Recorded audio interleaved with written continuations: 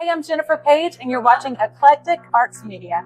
I hope all my experiences are like this. I mean, I've been blessed thus far with all the projects, especially this one, to have such an amazing time shooting it. I mean, apparently I do darkness and death really well, so I don't tell happy stories yet.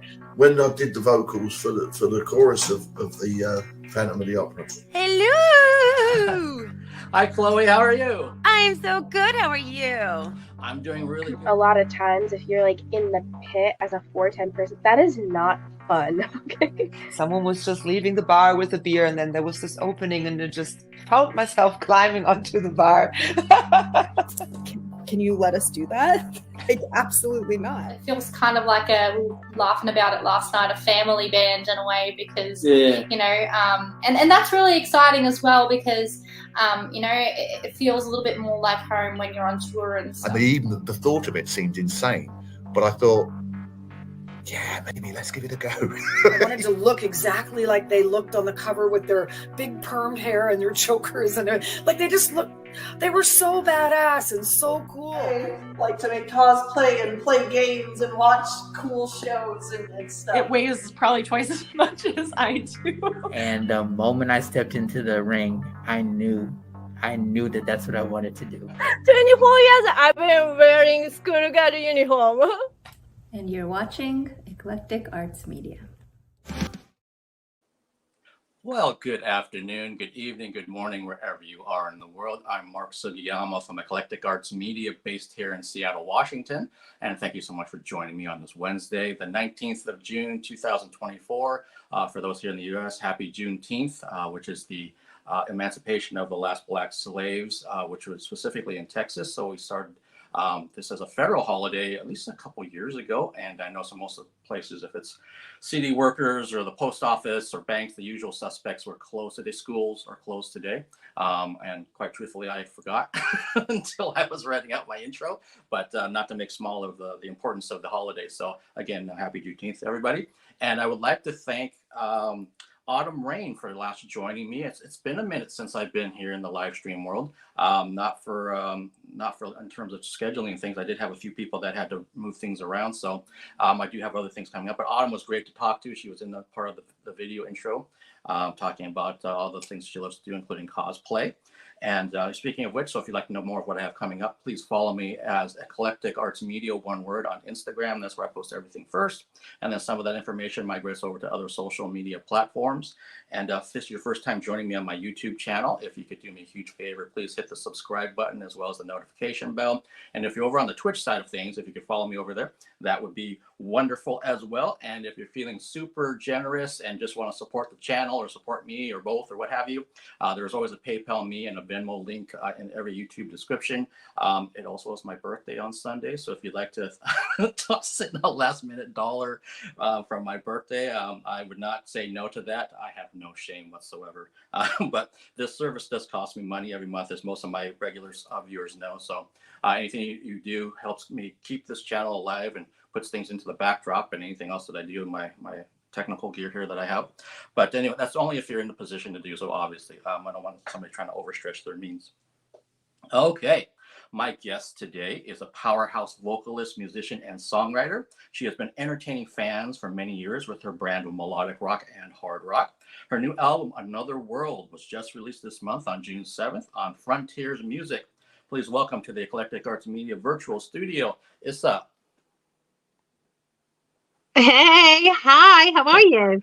I'm doing really, really good. How are you? Good, yes. A bit cold here in England, but other than that, all good, yeah, thanks. Okay, well, thank you so much for taking the time. I really appreciate it. Yeah, it's great, thanks. So Another World has been out for, let's see, about 12 days or so. And based on what I've been seeing, you've been having some really, really tremendous positive reactions to the new album. How are you feeling about it? Oh yeah, gosh, I'm absolutely over the moon. I think I've had a long career now. I've been signed with Frontiers for almost 15 years. And I've got 8 records with them, and it's amazing to see that people still like the music I do, and that I still got the chance to to do it. So yeah, the response has just been overwhelming. So yeah, I'm really chuffed. You know, the turn of events for this record has really paid off, I think. So yeah, I couldn't be more happier actually. Okay, well, and I can tell you for myself, listening to the new record, and I was also listening to it again this morning. I'm such a sucker. I'm a musician myself, so I'm such a sucker for such a great melody in a song. And this album's got just tons and tons of them all through the songs. And we'll kind of go through some specific songs. But one song in particular I wanted to bring up before I forget is "Only in the Dark." Yeah. A lot of people mention that song. You know, it's such a great song. It's a very understated song, you know, and I think it's one of my favorites as well. And I think it's a lot of people because it's just not full on from first go. You know, it's quite subtle and you know, really understated, but with lovely melodies. And yeah, I love that song. So yeah, I agree. Yeah, I think that's one of the things I like is that there, not that there's not other songs on the album that have an extra emotional weight to it, but that one definitely does, and it builds so beautifully. And I was like, oh man, that definitely should be a single in my mind. Yeah, no, we always have a little joke about it, me and James. You know, we always say that, God, you know, we do some great ballads. I think through the years, you know, we definitely have a strength of doing absolutely great ballads. I think for this record, you know, we're probably going to get to it all, but you know, it's been a complete turnaround in how this record has been produced and made compared to all my other records. So and you can hear that. And you know, Only in the Dark was I mean, you honestly wouldn't believe it, but it's a really simple take of the song, you know, and it just came out so good that we just that was it really. And yeah, Tom and James, you know, they write great songs, and that's one of their strengths. You know, they've got a lot of melody in what they do, and you know, they got that sort of like pure 80s sound to what they do. So yeah, I think it's a very special song.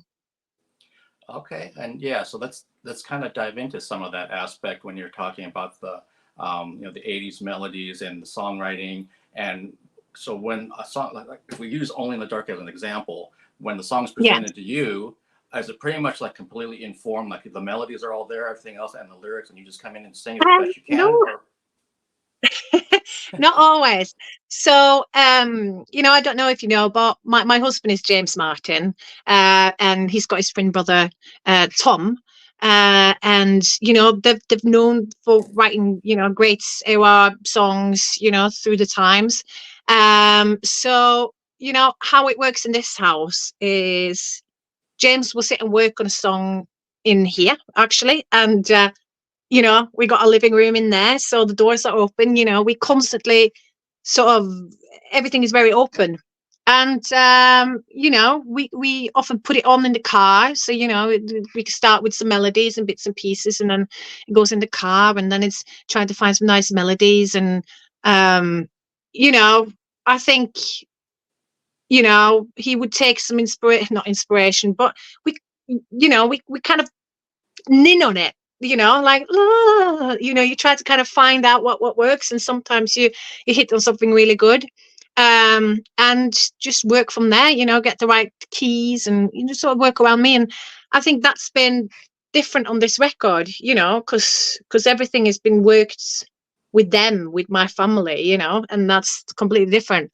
But other times, you know, Tom can be doing a song at home. He did Armed and Dangerous, and he can just send it over. But you know, these guys aren't singers, so the songs I would get is you know, sang, and because I'm a quite high singer as well. You know, for them it's like, you know, really scribble down, and then I put my stamp on it and try to sort of like do what I do on that, and there we go. But you know, this is the thing, you know, when you work so close together and you know each other so well, you know, sometimes it's like, I don't like that part, or you know, while as when you work with other people, that's often harder. You know, if you get presented a song through the label that they think you're going to be great on this song, it's really hard to come back and be like, well, I don't like this part, you know. You can't always sort of do that. So that's been a different, and that shapes the songs, you know. It kind of working on it bit by bit. It's like a puzzle. I always say that it's a song is like a puzzle, one piece at a time, and we kind of stitch it together, and then we got the end result. Yeah. That's a really good analogy of all these puzzle pieces coming together to make this finished song. And you also touched on something that makes absolute sense to my head, is that the familiarity and the comfort, being so comfortable with the people you're working with, obviously with your husband and other family members, that there's really no pretense there. It's kind of like, you know what, I don't like this part, and you don't have to be concerned about, am I offending them, or is it going to get blow back to me? It's like, no, okay, let's kind of work on this. What don't you like about it? Or why don't we try this or try that? And vice versa. Maybe you're doing something with a melody that they didn't have in their head. It's like, well, what happened there? Exactly. And that's what we do, you know. And nothing is ever written in stone, you know, until sort of like we finished. So working together and figuring out what fits, you know. Like I said, they're not singers, so sometimes I'll be like, oh, that word is really hard, I can't, it sounds odd when you're doing it, and we rewrite things and we pick out this and that, and I love making choirs, so I could sit in here forever, which I never have time to do, to build up big choirs, and that's what I like. And sometimes I get told off. It's like, I don't have time to do all these vocals you're giving me, just stop. So but yeah, we work great together, and it's been a huge difference, because I've worked with great producers in my life, absolutely. But I think I just came to a point now where why am I not working with these guys? We live together. Like, why the amazing songwriters, they write for the label, but they don't write for me. Like, it's just like it's been a bit of a, I just don't understand it. So I think it came down this time. I was like, if we're not doing this, I don't see the point in doing the same thing over and over. I'd rather like just self-release or do something else. But yeah, the label was happy to just go ahead. So we went on and just did the album, and just So yeah, it's come out really well, and I'm happy with it all. Well, that's great that the label was supportive of you, because it makes, like you said, you've been doing this for so long, and you live with these people who write songs. I know. For the label. Yeah. It's almost like a no-brainer. How come we can't just do this ourselves, and then you guys do your thing over here as the label and put it out and put the videos together and anything else you need to do to promote it? Yeah, exactly. These guys have been writing for Frontiers for years. We did Crossfire together back in the day, but I just don't know. We kind of went about it maybe the wrong way back then. We kind of I don't know. We were a bit like, well, we're going to do this record, and I don't think that went down really well with Frontiers back then. Because they like to have sort of like, not the control, but what's going on with Issa and this and that. But I just felt like now, you've had so many chances. Like, I just want to. I'm getting to that age now where I'd like to do music I really enjoy and work with the people that I enjoy working with, and nobody in this world is gonna, do a better job than these guys. They know me, they want the best for me. It's not just a song for them. It's, it's me. So yeah, so I've loved that part of it and that process. Yeah, again, I mean, it makes perfect sense. That's like, I think that's why sometimes, especially back in the day, you'd have labels that were trying to put their stamp on young artists, because young artists don't know any better. But after you get, release after release after release, and you kind of find out you work with these people, and these people said nothing to say anything bad about them, but it's kind of, this is what I want now. I already know I'm to this point of, all these years later, I don't need to try that again, because I already did it. So this is exactly. This is where I want to be. And I know you're a mom as well, and you have a family, so it's kind of like, this is what I want. Exactly. If it was back in 2010, you could have maybe told me differently or something, but not yeah exactly. You're younger, but no, it was really putting down the foot. I mean, my last record as well was Tom and James that wrote that one, they just hadn't been doing the production side of things for long enough to feel comfortable saying that. It's not that long ago since Lights of Japan, but you know, they wrote all the songs, and we had Michele that was obviously producing it. But you know, it's hard because you know, James's style would be very much like synth based, you know, and he has all these ideas, and then it gets sent to a producer that is not synth based, that is probably more guitar heavy, so you don't get the production that you want. And I think that was one of the things that maybe spurred these guys to like, we just want to do our own production, you know, and just like, you know, get things exactly how we want it. So yeah, so they went on and they did Nitrate. That was like their first release. Just a great album with Alexander Strandell. And then we did my last album now as well. So, but yeah, just working with them, and we're a team in so many ways, you know, even with other releases that they do as well. I'll be a big part of that as well, you know, do BBs, or, you know, on the Nitrate album I did a duet there, you know, and yeah, on other projects as well. So I'm kind of like their voice, if that makes sense. At home, even though nobody knows it. So yeah. No, again, that makes perfect sense, because like you said, they're not singers. So even if they're working on another project, and you need to kind of understand from a vocal standpoint what needs to happen here, they've got somebody right there that can, hey, can we kind of pick your brain about this particular tune? We're kind of stuck on the vocal melody for it or something. And then you can totally come in, just like anyone who's out there watching this, that anyone who's a musician, that if your main instrument, let's say, is guitar, you may not have the mindset of a drummer. Of the rhythm aspect of things. So, and it all kind of has to work together, and you know, the back and forth and everything else. But it's great that you got to this point where, as a team, you know what you want. The label supports it. Put out this amazing album right now, and I can tell you that going into the future, we can continue to do this. Yeah, exactly, and that's what I felt. I felt like I'm going through the same cycle over and over, and it's, you know, it's sort of like this, not the same sounding songs, but I felt like, you know, it's definitely time for a change. And I think that was very much the right decision. And as much as I don't like hurting people's feelings and be like, I don't want to work with you anymore, because that's not really what it is. But sometimes you need to look up and forward, and, you know, and think, yeah, I want to do what's best for me, you know, and for what I like, you know, not just pleasing everybody else all the time.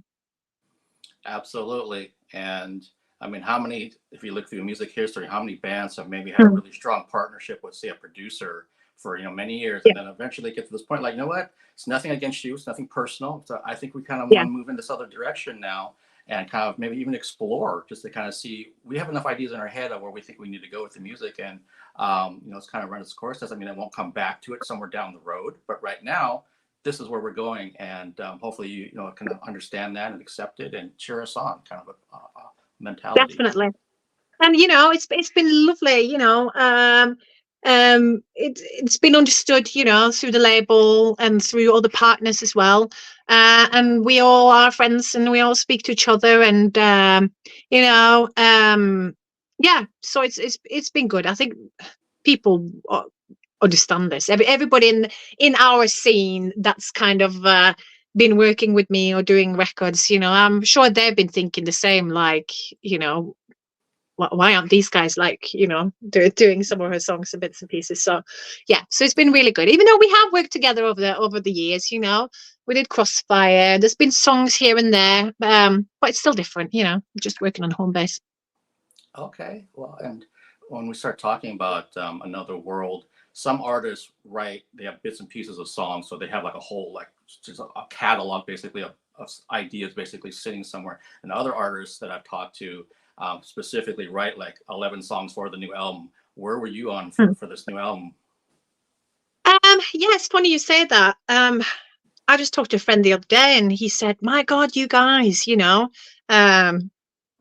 you guys could just put an album together. You have that song, this song, you know. And he was just mentioning all these songs, and I was like, oh yeah, I remember that one.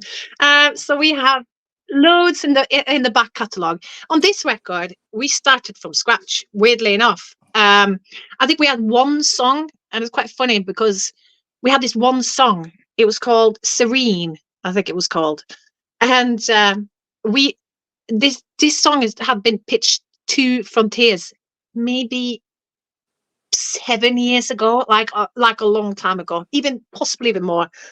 And they just said, and at that point it wasn't to me, it was just, here's a song, if you want to, then use it for anybody. And they were just, no, we don't like it. Anyway, people love this song, so we thought with this record we'll revamp it a little bit and send it in again. Obviously with this record everything was different because we didn't have all the songs as demos and then send it in. We just made them as we went, and here's the record. But that specific song was on the chunk of songs that we sent in. And yet again, they came back and they were like, we don't like this song. And I'm thinking, how can you remember this song from like 7 years ago? So yeah, that song didn't hit the album. But the back catalogue is loads of songs, These guys, they can do a song a day, and write that. And I remember when I met James, they were doing a song a night. Yeah. So I was singing quite a lot of their songs, back then. And nowadays as well, definitely, I'm kind of, if they need my voice, I'm there, aren't I? So yeah. That's crazy that, over, like you said, like a 7-year period, the label keeps kicking the song back. I couldn't believe it. I was like, you still don't like this song? Like, how can you even remember it? It must be something you really sincerely dislike about this song. But yeah, other people have come along and been like, I'll pay money for this song. This is a great, like, I want this song. So yeah, I guess it's, taste. But that was the only song, though, I think, of this record. They just poo-pooed it, and that was it. So, well, we had another one to replace it with, so it's all good. Okay, so as you said, you started from scratch, other than that song, for the new record. Yeah. And do you remember off the top of your head what was the first song that you guys were working on? What was the first song? It could have been Lost and Lonely, actually. Yeah, it was Lost and Lonely, which is the last song of the record, weirdly enough. But we, that song went out for the Serene song. So Lost and Lonely wasn't supposed to be on the record. But then, they didn't want the Serene song, so we took that one back and put it on. So yeah, but that must have been the first song, wasn't it? Lost and Lonely. Yeah, definitely, I think so. I think what's interesting when you're speaking about Lost and Lonely, and like you said, it's the last track on the record.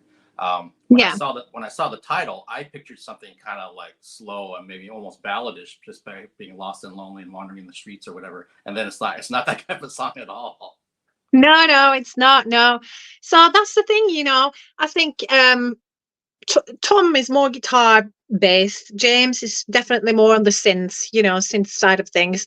So I think for this album, Tom was focusing more on the more up tempo, the more rocky songs, whilst James was focusing more on the synth songs, and then we kind of mashed it together. Lost and Lonely. I really liked that. I just I remember putting on so much BVs at the point that it was just ridiculous. So it kind of started out like that. It was good fun, but yeah, I lost my word now. Well, one thing that comes to mind with the new record, for yourself vocally, is there one track on the album that maybe proved to be like the toughest one for you to like be satisfied with vocally every time you're recording tracks for it?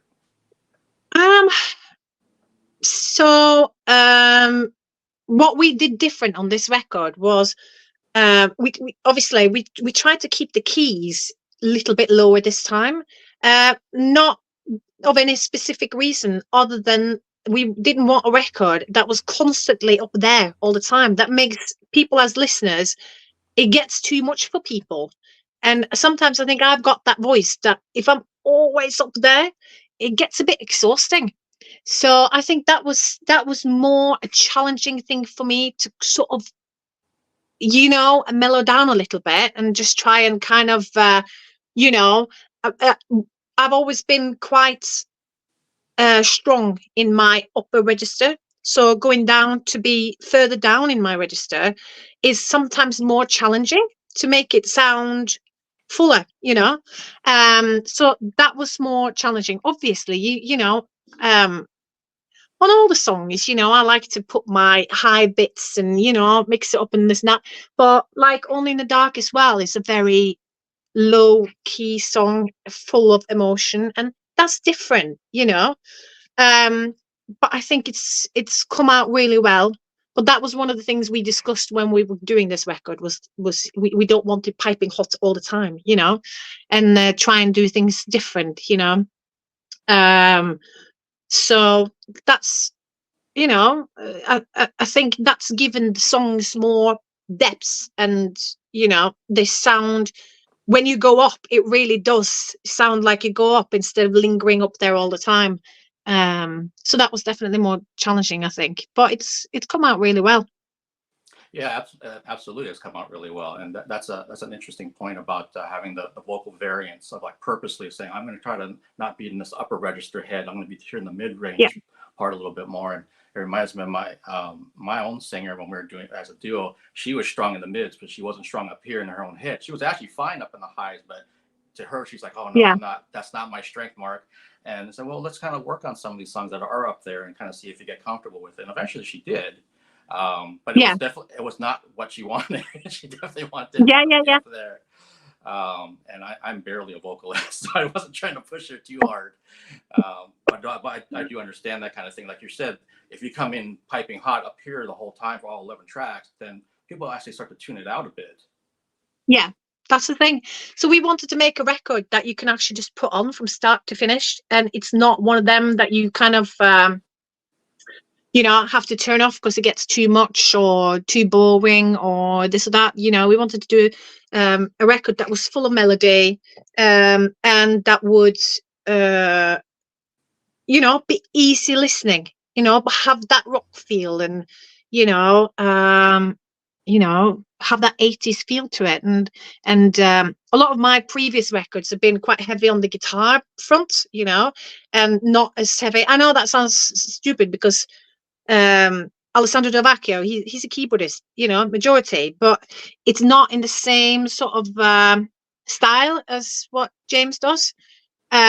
So yeah, just having that sort of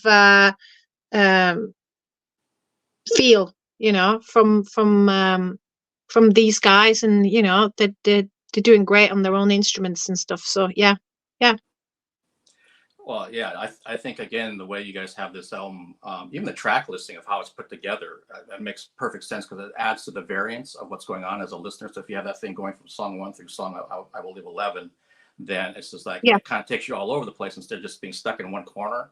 Of any style of music, I don't really want to hear that for the entire album. Give me some sort of variance somewhere, and this album's perfectly. It's done perfectly well that way. Yeah, that was definitely the plan. We wanted something that was easy listening, not too much of anything, and something that you could play over and over. And we have said that so many times, like, we can play this record over and over, so that means that other people can do that. And that's our taste, and that's what we do. And it's a really good album, I think. It is, and it kind of begs the question, just in general, about where did your love of like melodic rock come from? Yeah, so I was born in the 80s, but I think I was influenced a lot by 90s music. That was my time. 90s. But I think when I got a bit older and I started to do cover bands and I was traveling around, And I started pretty early. I was probably about 17, 18, and I was like, it was every weekend, 3 days a week, and we would, eventually doing big cooperative, events, and constantly on stage. And I think that's where I kind of figured out that this is what I like to sing, because some of my qualities would be, the more higher register and bits and pieces. And I just really enjoyed it. I loved it. But coming from Oslo as well, in Norway, it's heavily influenced. Like my background with my friends and stuff like that would be metal, hard rock, and so I've got loads and loads of friends in that. So when it came to my own record deal and my own career, it's actually quite funny. But Michael from Circus Maximus, he just got in touch one day, because the scene in Norway at that time was, I was going to say small, but we kind of all knew each other. And he just got in touch one day and he said, could you give me one of your demo songs, And I had this song, and I had it was 10,000 Lovers. Do you remember? Yeah. 10,000 lovers, and I had this, it was this dance version of it. It's really funny because I was in this girl group doing bits and pieces. And he just came back a few days later and he's like, well, I hope you don't mind, but I've given this to this label, and, they want to talk to you. So that's sort of how everything started really for me. But, musical inspiration, I would say, I've loved the big singers, I loved Mariah Carey, Whitney Houston. This was my time, the big singers. And then everything else came after that, you kind of learned about everybody else, and I think females was a big thing, obviously, because I was a young girl, I was looking at other girls and see what they're doing. So yeah, and with that and with the bands and your horizon for music kind of opened up, to what you like and how things were and how it felt when you were doing it. So yeah, that's where it all started anyway. Okay, well, thanks for sharing that.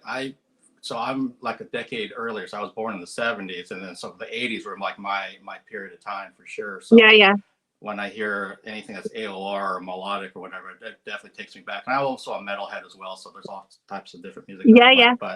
But especially for myself, it's always been so hard to write really good melodies. So when I hear just these big booming melodies like from your record, I'm like, damn. Yeah. Yeah.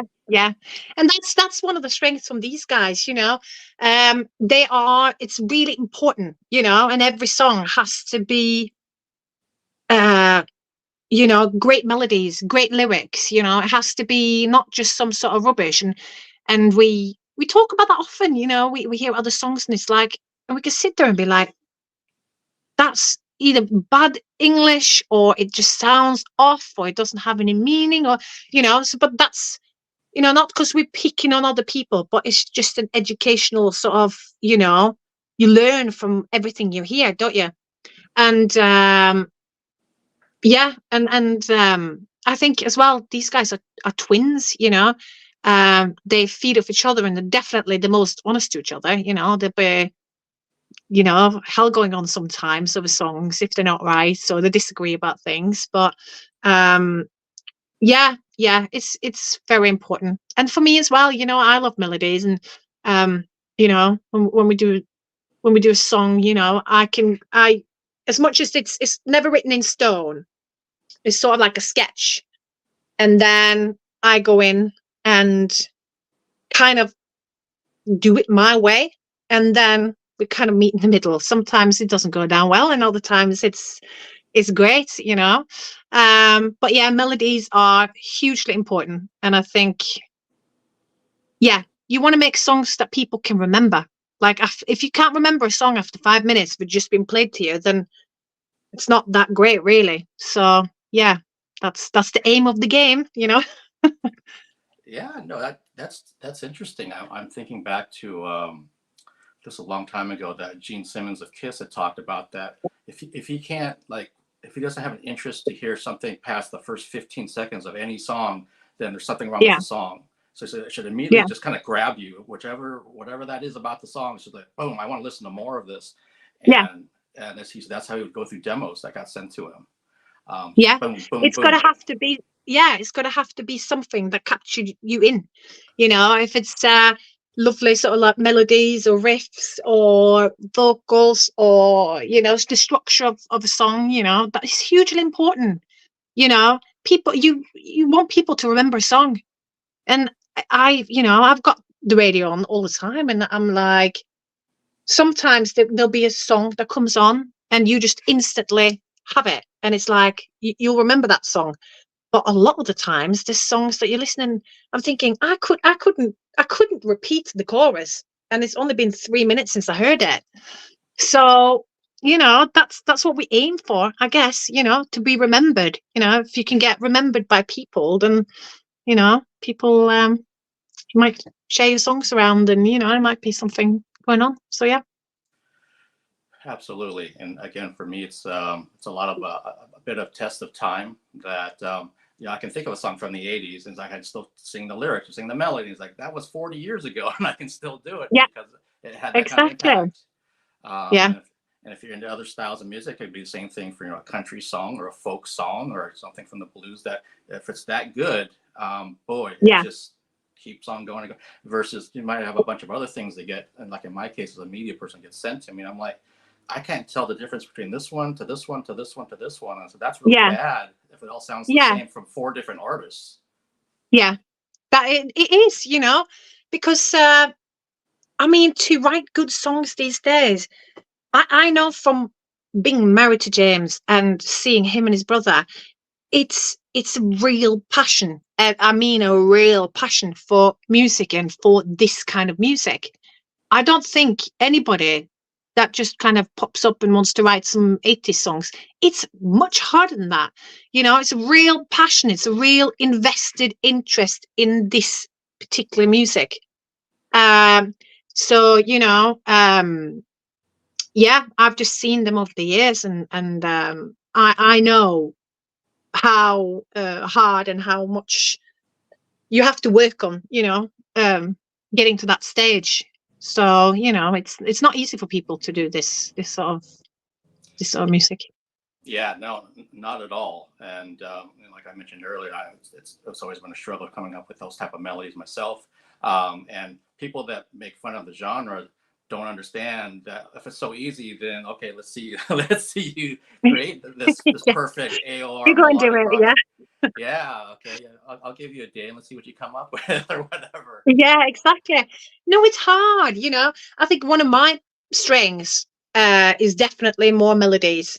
You know, coming from Norway, I got a very good idea in my head about what I'd like to write about, but definitely it's James, they're way better. You know, they've been sort of like brought up with this, and you know, if you talk to them and if you spoke to them, they'd say they probably hate the lyric side of things sometimes, you know. It's but I would definitely be more the one on melodies, you know. That's my strength. Sometimes James says to me, I you know, you just get things like that and you just put things together, and that's not his, you know, field. He'll have to sit with the piano and do this and that. So, you know, creating melodies and be harmonies and all sorts, like that side of things is definitely more my strength. But yeah, just creating the songs in general, you know, it takes a little bit of a teamwork, but yeah. Yeah, well, and there's the key word, teamwork. You know, everyone brings their strengths to the table to make it, you know, create this wonderful album that we got. Yeah. Susan, I want to say hi to you, who joined us late, but she said she's glad to be here and looking forward to the interview. And I'm sorry, Kevin.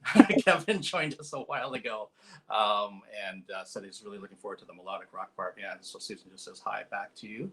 And so Susan, if you happen to have a question, we're kind of getting too close to the end of this interview, actually. But if you have a question, get it into the chat, and I'll make sure to ask it.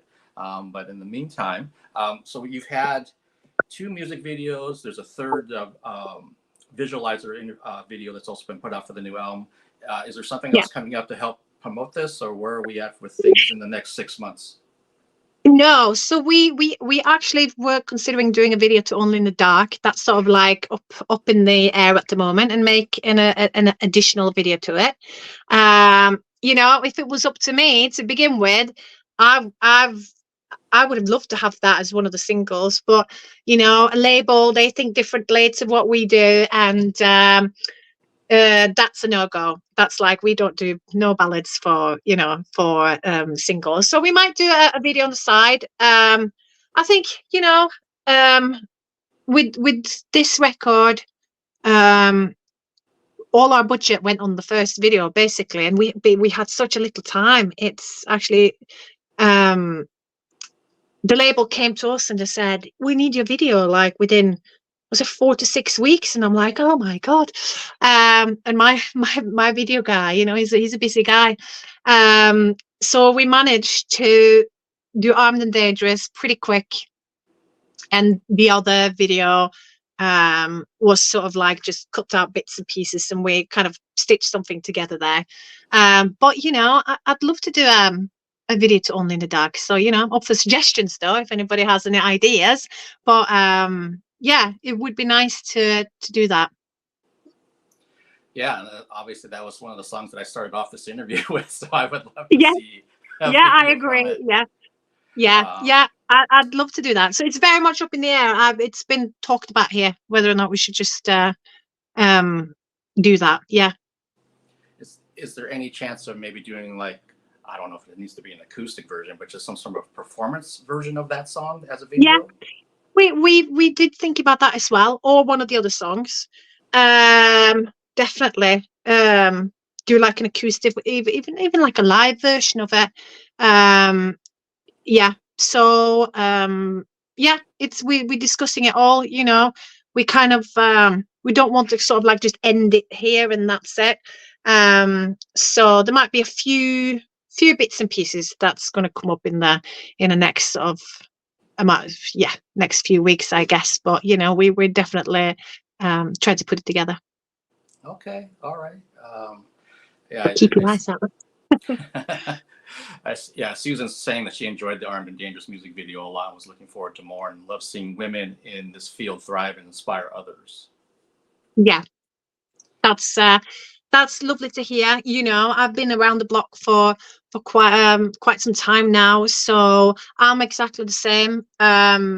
You know, it's amazing to see other females coming into this genre and doing this sort of music, and it's more and more coming as well. So so that's really cool. I know Cassidy Paris, she's a new girl now on the label. She just Tom and James just wrote one of her songs.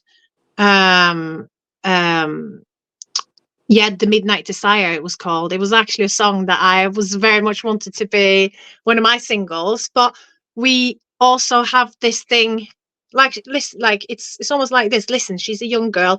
Let's just, you know, give her a great song and you know, see how that goes. So us as well, we really are supportive of other young girls and other. I'm not saying that guys isn't getting supported, but you know, especially women, you know, coming from a woman's perspective. So yeah. Yeah, no, that makes perfect sense. I had the pleasure of interviewing Cassidy back in January. Oh yeah. Yeah. So very, very familiar with her and her story, and she's got an interesting background too. So I mean, the more support, especially from other women, is a huge plus for someone like her. Definitely. Yeah, so I think it's great that you decided to hand that song over to her instead of like, you know what, I'm going to keep this for myself. I'm going to do it. I know. Yeah, I really wanted it, but we, you know, we thought, you know, it's you know, it's nice to see other young women coming forward. And Cassidy, I mean, she's ended up calling her tour the Midnight Desire tour, I think, and I think she's doing a video to this song as well. So I think she likes it. So I don't know if, you know, there'll be any more songs worked on, or, you know, I've got no idea. But yeah, it was great to see. And, you know, we it's really, really funny, because it's a song I've already done. I've fully recorded the song and it was ready. And yeah, but it sounds great. Cassidy's doing a great job. Okay. And speaking of tours, are there any shows for yourself coming up to promote this album, or just kind of hard to kind of make it work in your schedule? Yeah, so for me at the moment, absolutely, I've got to be honest, I've got two very young kids. One is 4, one is 8.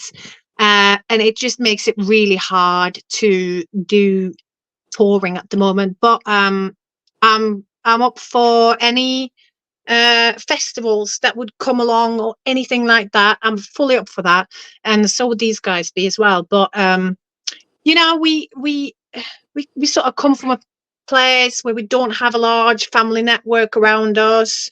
My family's in Norway, part of James's family is in Spain. We don't have a huge network, so at the moment we're kind of on our own 2 feet a little bit. And obviously the kids are getting older, which is going to give us much more opportunity to do things. So it's definitely not off the cards, in the future. And it's something I don't want to stop doing either, But right now in my life, it's just such a, it's difficult, to just money wise as well. It costs money, and as a solo artist, you are responsible for paying your band members, making sure everything, because I'm a solo act, So right now it's been put on the back burner for a little bit, but that does not mean in the future it's not going to happen. Okay, no, and that's extremely understandable and reasonable. And that's the aspect that sometimes fans forget about. It's like there's other aspects of an artist's life that are going on too. It's not that they don't want to, it's just sometimes right now they can't quite get to it, and maybe down the road they will. Definitely. Even like on my end, so Mark, how come it's been a month since you've done a live stream? It's like, well, I've been doing some other things in person. And I'd love to do one every day if I could, but that's just it's not realistic. There's only so much of me to go around. Yeah, exactly. Yeah. And like you said, you've got 2 young children at 4 and 8. And I used to be a teacher, so I know what kind of stuff goes on when you've got kids that young. Your focus has to be with them because that's their foundational period. Definitely. Saying that these 2 boys, I've got 2 boys, they the music, and I think they've actually just never seen, they've heard me sing obviously a lot, but they've never sort of heard my show, or they've not had that experience yet. So I'm super excited for one day to kind of and do those, and let them experience that side of me, because they never have. So but yeah, it will be in the future, definitely. Yeah, and that'll be exciting for everybody when they can say, oh, that's what mom's like when she's performing live in front of people, or that's my mom up there, kind of a thing. Exactly. Yeah. It's funny. I showed my 8-year-old yesterday. I showed him some pictures from Sign of Angels, back then, and I showed him some pictures, and he's like, "Wow, Mum, you look like a teenager." Like, wow, yeah, okay, thanks, dude. So yeah, that's funny. You look like a teenager there. So yeah, they don't quite get it, but hopefully one day, they can trot along and be part of this. That's exactly what a kid would say. Yeah, I know. Oh. Yeah. Thank you so much, son. I really appreciate that. I know. They're very honest kids. They speak from the heart, don't they? Yeah, they're really funny. Obviously these days kids are all about YouTube and shorts and all these sort of things. And they're quite wowed by like, mummy's on internet, are you a blogger? That's that's kind of how it comes across, yeah, they're funny, they keep me on my toes for sure. Well, Issa, thank you so much for taking the time today. I really had a great time talking with you and interviewing you. And, yeah, same. Thank you. Thank you, and more success to you with Another World. It's a great album, everybody. It's already out there now in the wild, so you can purchase it any which way that you normally purchase your music, and hopefully you do buy your music. Help support the artists. But yeah, I thank you so much, and I hope that we get a chance maybe down the road to do a part 2, or if there's something else to promote that we can reconnect and talk some more. Definitely. Yeah, I've really enjoyed it, and thanks a lot for having me on. And yeah, definitely we'll keep in touch, and I'll let you know what I'm up to. Sounds good. Have a good night over there. Yes, it's getting late. Yeah, I can hear the football is it still on? No, I don't know. I think it's done now. It sounds like it. So I'm safe to go back out again. All right. Thank you so much. Thank you. Have a lovely day. You too. Bye-bye. All right. Bye.